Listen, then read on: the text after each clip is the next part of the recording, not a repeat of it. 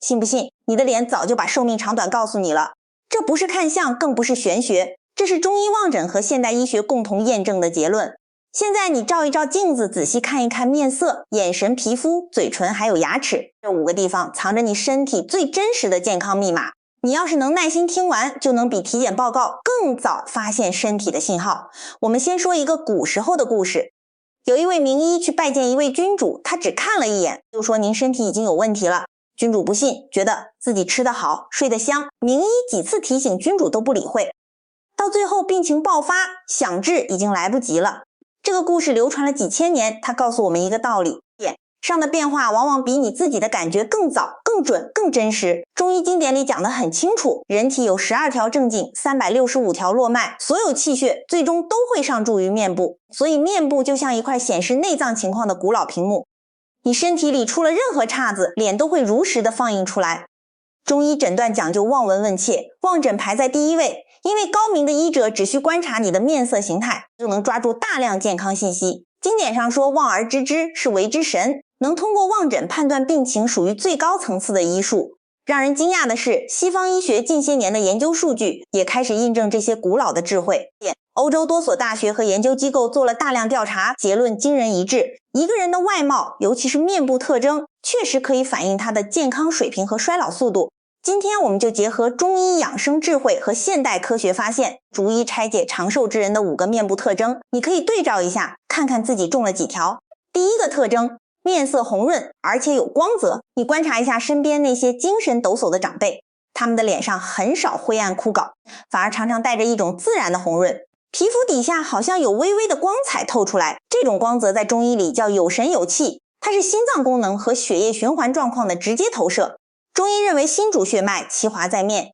心脏负责推动血液在全身周流，而面部就是心脏健康的一面镜子。如果你的心脏搏动有力，血液循环顺畅，面色自然就红润有光彩。反过来，如果面色苍白发灰，缺少血色，往往提示心脏功能偏弱或者气血亏虚。中医经典还提出了5色主病的概念，面部出现不同的颜色偏差，对应不同的健康隐患。面色偏白，多和气血虚弱有关，可能有贫血的倾向；面色偏黄，多和脾胃消化吸收功能差有关，尤其要留意肝胆；面色偏青，多和气滞血瘀、经络不通有关，可能伴有身体疼痛；面色偏黑，多和肾气不足、体质耗损有关。只有那种红黄隐隐、明亮润泽的面色，才是健康的标准色。现代医学从另一个角度验证了这个现象，面色红润代表血液里的红细胞和血红蛋白含量充足，皮肤下面的微小血管畅通无阻，末梢循环功能良好。末梢循环就是你身体里最细最末端的那些血管网络，它们负责把氧气和营养物质输送到每一个细胞。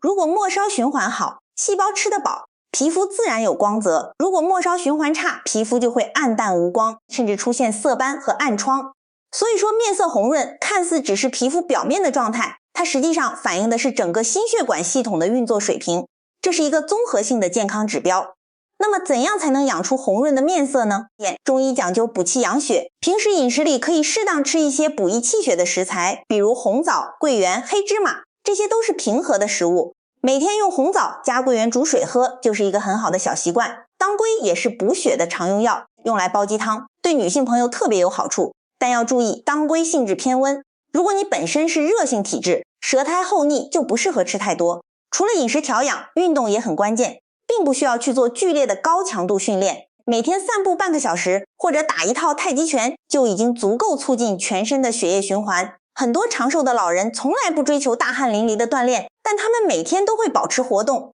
走走路、晒晒太阳、做做伸展，这些简单的运动对维持面色红润极有帮助。还有一个重点就是情绪管理，中医讲怒伤肝喜伤心，思伤脾忧伤肺恐伤肾，七情过度都会扰乱气血的运行。一个长期焦虑紧张、爱发怒的人，面色往往晦暗发青；一个心境平和、知足常乐的人，气血运行顺畅，面色自然就透着红润。所以说养面色先得养心情。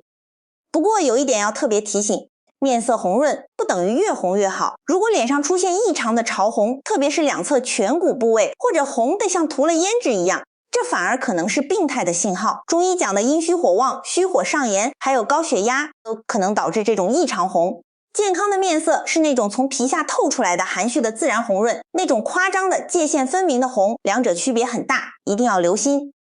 接下来讲第二个特征，眼神明亮，精神饱满。你有没有这样的经历？遇见一些老人家，头发全白了，脸上全是皱纹，可是那双眼睛特别亮，特别有光，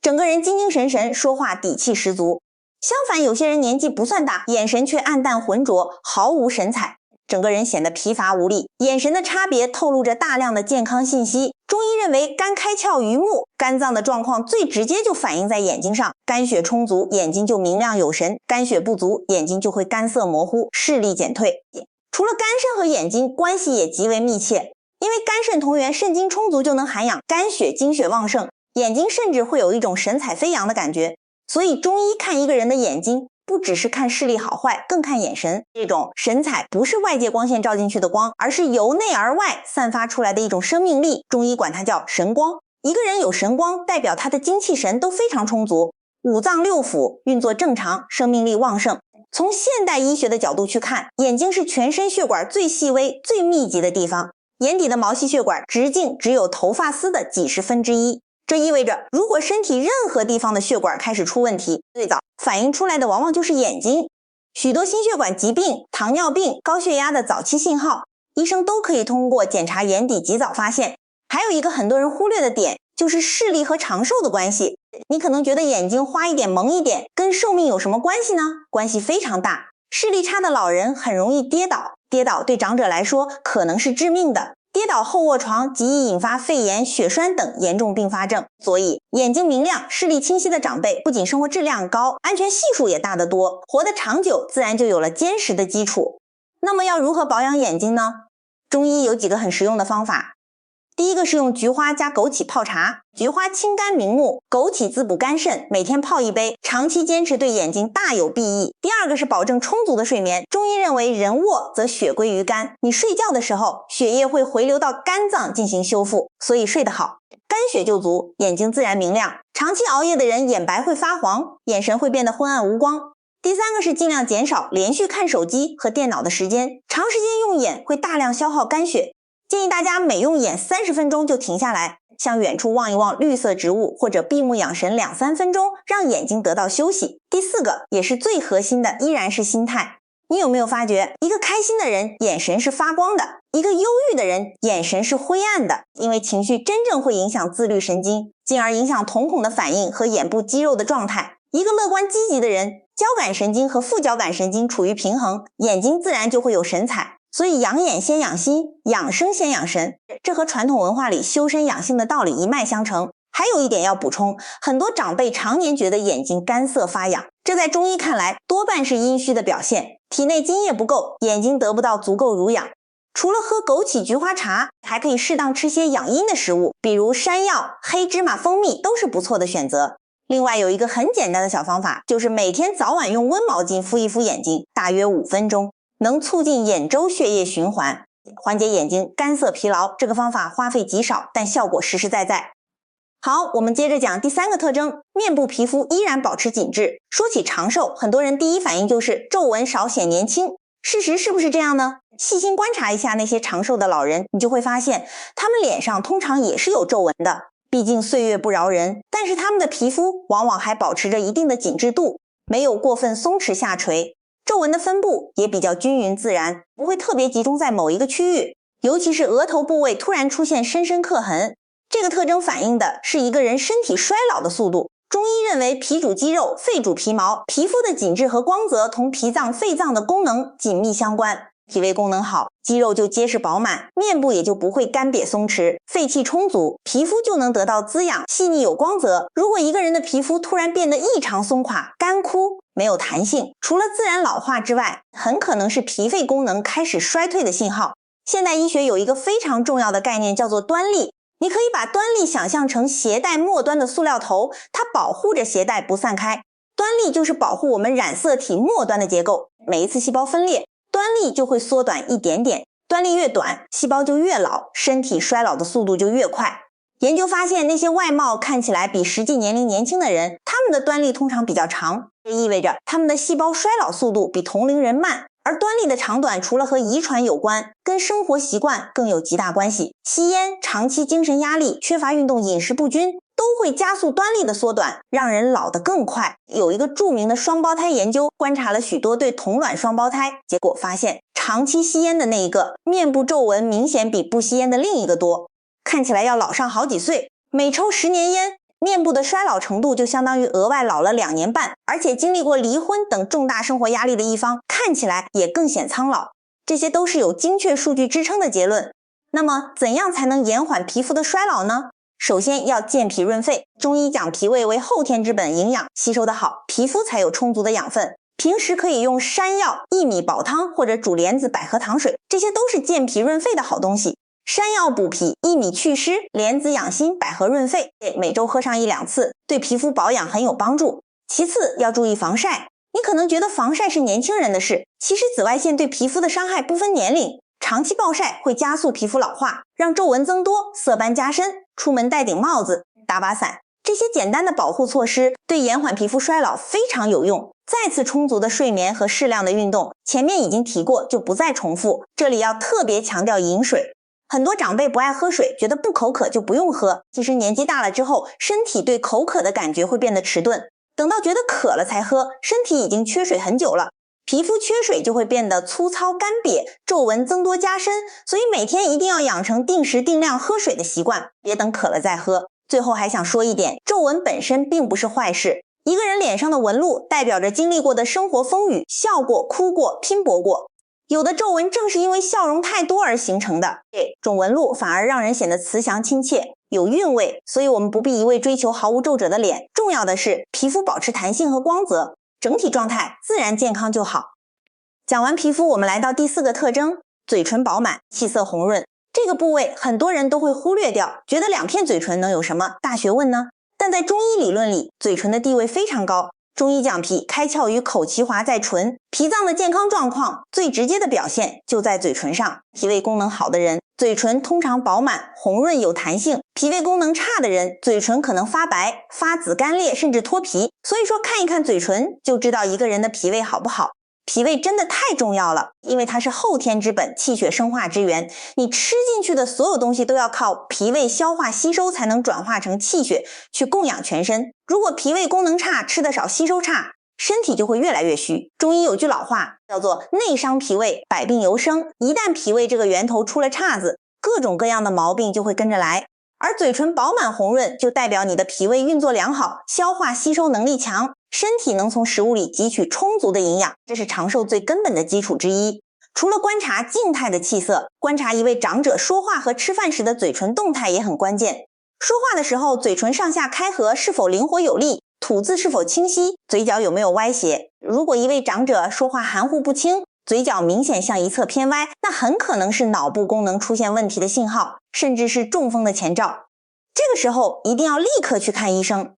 还有一个简单的观察方法，就是看他吃饭的动作，夹菜送食时动作连贯不连贯，嘴角会不会有饭菜汤汁溢出来。如果进食很顺畅，嘴角闭合紧密，咀嚼有力，这就代表他的口腔功能、面部肌肉以及神经系统都还很好，气血经络通畅，身体处在一个良好的状态。从西医的角度看，口腔功能的退化直接关联着衰老，随着年龄增加，面部肌肉力量、神经反射都会逐渐退化，这会影响到咀嚼、吞咽、说话等功能。如果这些功能退化的太快，就会影响进食，导致营养不良，继而引发一连串健康问题。所以嘴唇饱满有力不仅仅是好看，它实际上是消化系统健康、神经系统正常、气血充足的综合反应。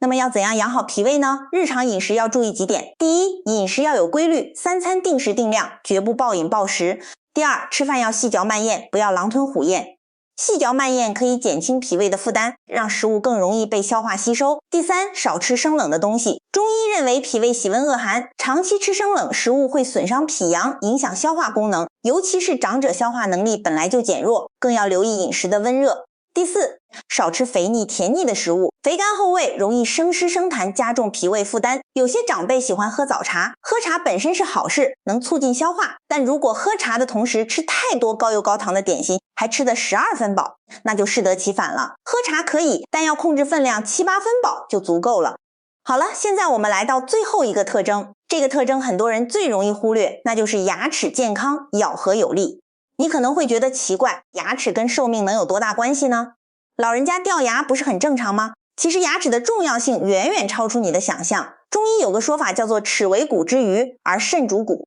牙齿的健康状况直接反映着你肾气的充足程度。肾气就是你的生命根基，是支撑整个身体运转的根本能量。肾气充足的人骨骼强壮，牙齿坚固，头发乌黑，精力旺盛。肾气不足的人骨质会疏松，牙齿会松动脱落，头发会变白稀疏，人也容易疲惫。所以一个80岁的长者还有一口好牙，这不仅代表口腔卫生做得好，更代表他的肾气依然充足，身体的根基依然稳固。从现代医学的角度来看，牙齿的重要性更加明确。日本从1989年就开始推动一个叫做8020的健康牙齿计划，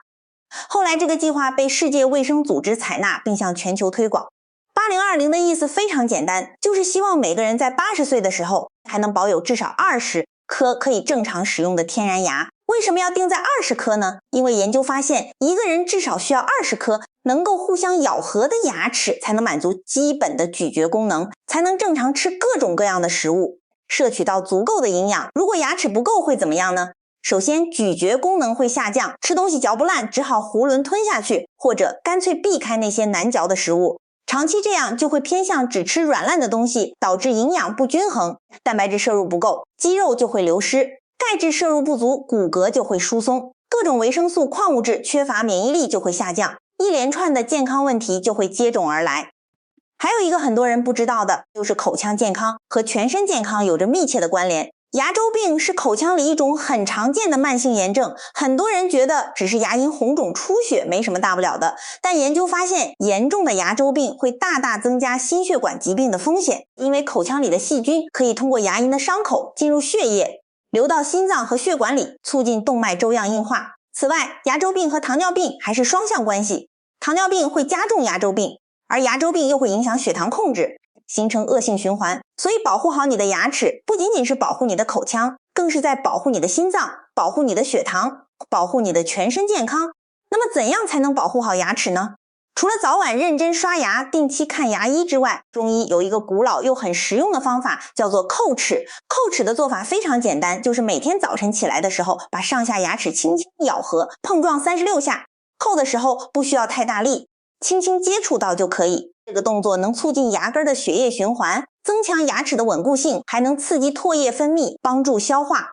古代的养生家非常重视叩齿，这个方法很多典籍都有记载。很多长寿老人每天都坚持叩齿，因为这个动作简单却有效。在叩齿的同时，还可以配合一个动作，叫做赤龙搅海，就是用舌头在口腔里面上下左右搅动，刺激唾液分泌。中医把唾液称为金津玉液，因为唾液是非常珍贵的体液，含有消化酶和抗菌成分，对消化和口腔健康都有实实在在的好处。在饮食方面，可以适当吃一些黑芝麻、黑豆这类食物。中医认为黑色入肾，黑色的食物对补肾有特殊的功效。每天吃1小勺炒熟的黑芝麻，坚持几个月，你会发觉牙齿、头发、骨骼都会有所改善。还有一点也非常重要，就是要定期检查口腔。很多长辈害怕看牙医，觉得洗牙又痛又麻烦，但口腔里的问题很多时候早期是完全没有感觉的，等到牙齿开始痛了，可能已经很严重了。每半年到1年做一次口腔检查，早发现早处理，可以保住很多本来不需要拔掉的牙齿。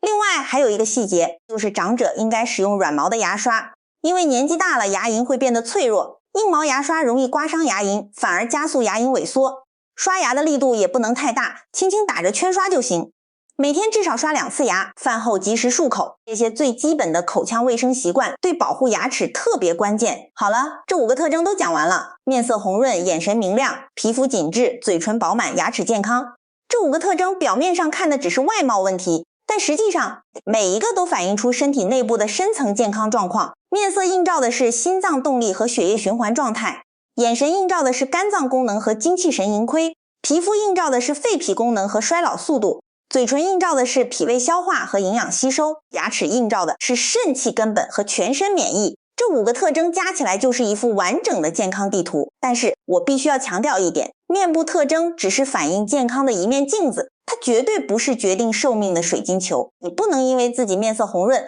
就觉得可以高枕无忧，也不能因为自己牙口尚好就觉得可以为所欲为。真正决定一个人寿命长短的，归根到底还是每一天的生活方式。中医养生的核心理念有3个字，非常重要，叫做治未病。不要等到病已经形成了才去治，而是要在没病之前就做好预防。经典里讲得特别明白，圣人不治已病，治未病；不治已乱，治未乱。这和我们现在常说的预防胜于治疗是完全一致的道理。而要做到治未病，最关键的就是建立良好的生活习惯。这些习惯可以归纳为4个方面：饮食、运动、睡眠和心态。先说饮食，中国人讲药食同源，很多食物本身就具有调理身体的功能，但养生饮食不一定非要吃多么名贵的补品，反而要懂得均衡，懂得适量，吃得舒服，吃得开心，每餐吃到7、8分饱，五谷杂粮为主，搭配足量的蔬菜水果，适当补充优质蛋白质，少油、少盐、少糖，这些才是最基本的养生饮食原则。有的人以为养生就要大吃人参、鹿茸、冬虫夏草，觉得越贵越补，这其实是一个很大的误区。现在很多人有3高的问题，本身已经是营养过剩的状态，再去吃那些大补的东西，只会雪上加霜。而且中医讲究辨证施补，身体有什么样的问题才用什么样的补品，盲目进补反而可能有害。真正的养生食疗讲究的是平和，讲究顺应季节变化，去吃当季的食物，春天吃一些清新生发的绿叶蔬菜，夏天适量吃苦瓜来清心降火，秋天吃百合梨子来润肺，冬天吃一些黑色的食物来补肾。这就是中医说的天人合一，顺应自然的养生方法。再来讲运动，中医说动则生阳，适当的运动可以促进气血运行，增强身体阳气，但中医也强调过犹不及，运动太少不行，运动太多同样伤人。有些长辈退休之后天天去爬山，走到膝盖磨损，关节发炎，这就是过度运动带来的伤害。最适合长辈的运动是中等强度的有氧运动，再搭配适当的力量训练，散步、打太极拳、练8段锦游泳，这些都是很好的选择。每天半小时到1个小时，身体微微出汗就可以了，不需要做到气喘吁吁、大汗淋漓。中医讲汗血同源，出汗太多会耗伤气血，反而对身体不好。接着讲睡眠。中医把睡眠看得极重，经典里讲到，人的身体要随着天地阴阳的变化来作息，天黑就休息，天亮就起来，这就是日出而作，日入而息，是最符合自然规律的作息方式。但是在现代社会，很多人晚上11、2点还不睡，甚至熬夜到凌晨1、2点。中医认为晚上11点到凌晨1点是胆经当令，凌晨1点到3点是肝经当令。这段时间如果不好好睡觉，肝胆就得不到充分的休养和修复，久而久之一定会影响肝肾功能，加速衰老。所以养生的第一步其实就是早点睡觉，晚上10点半到11点之间上床，尽量在11点前入睡。如果一开始做不到，可以慢慢调整，每天早15分钟上床，渐渐养成早睡的习惯。最后也是最重要的一个方面，就是心态。传统文化里有句很重要的话，叫做仁者寿，意思是心地仁厚的人容易长寿。还有一句话叫大德必得其寿，有大德行的人自然会享有长寿的福报。这话听起来好像很遥远，但其实背后有很深的道理。一个心地善良、待人宽厚的人，他的内心通常是平静安宁的，不会整天计较得失，不会时时怒气冲冲，这种心对身体的影响是实实在在的。现代医学研究证实，长期的负面情绪会刺激身体分泌过多的压力激素，会增加心血管疾病的风险，会抑制免疫系统功能，加速身体衰老。相反，一个心境平和、情绪稳定的人，身体各个系统都能处于最佳的运作状态。所以养生不只是养身体，更要养心灵。你有没有发现，那些长寿的老人家几乎都有一个共同的特点，性格开朗，待人友善，容易满足。他们不会因为一点小事就大发脾气，也不会因为一时得失就耿耿于怀。那种豁达的心态本身就是最好的一味养生良药。经典里面有一个很重要的道理，天行健，君子以自强不息。天道运行刚健有力，人也应该保持一种积极向上的精神状态，不要觉得年纪大了就什么都不想做了，没了奔头，保持好奇心，保持学习的动力，保持对生活的热情。这种精神上的力量对长寿的助推作用绝不亚于任何名贵的补品。同时厚德载物告诉我们要用宽广包容的心态去面对世间万物。人到了晚年可能会遇到很多不如意的事，身体的退化，朋友的离去，社会的变化。如果每天都把不愉快的事情放在心里，怎么也放不下，内心就会充满怨气和悲伤。这种负面情绪日积月累，对身体的伤害是巨大的。相反，如果你能用宽容的心态去接纳这一切，明白生老病死是自然规律，随遇而安，活在当下，你的内心就会变得平静安宁。那种平静是任何药物都买不到的。中医养生的最高境界，并不是追求长生不老，而是追求颐养天年。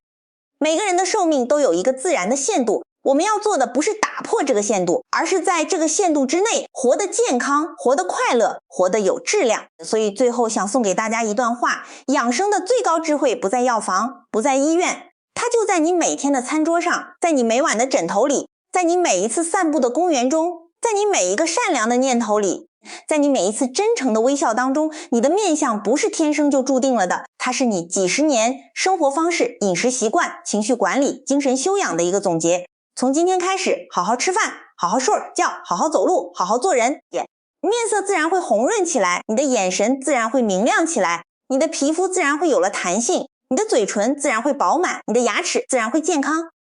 长寿不是上天随手赐予的礼物，而是你自己用每一天的好习惯养出来的福气。今天的内容就讲到这里，如果你觉得这些内容对你有帮助，希望你能点一下订阅，把它分享给你身边的朋友和家人。你的健康值得你认真对待，你的每一天都值得你用心去过。